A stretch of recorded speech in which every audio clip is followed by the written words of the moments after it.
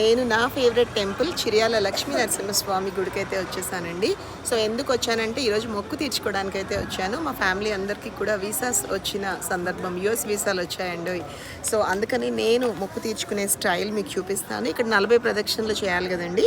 So 40 పల్లీలు కానీ పుట్నాలు కానీ ఇలా తెచ్చుకుని ఒక్కొక్క రౌండ్కి ఒక్కొక్కటి ఎక్కడన్నా పెట్టేస్తూ ఉంటానన్నమాట.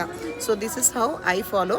ఈ టిప్ ఎవరికైనా నచ్చితే మీరు కూడా ఫాలో అవ్వండి. అండ్ ఈ టెంపుల్కి కంపల్సరీ లైఫ్ టైంలో ఒక్కసారైనా విజిట్ చేయండి, అంతా మంచి జరుగుతుంది. సో సారీ అండి, 41 ప్రదక్షిణలు అయితే చేయాలి. మొక్కు తీర్చుకోవాలన్నా, మొక్కు ఏదన్నా మొక్కునే ముందైనా కూడా మనం ప్రదక్షిణలు చేసి కొబ్బరికాయ కొట్టుకుని వెళ్ళొచ్చు. లేదా మనం అనుకున్న కోరిక తీరిన తర్వాత అయినా 41 ప్రదక్షిణాలు ఇలా చేసుకోవచ్చండి.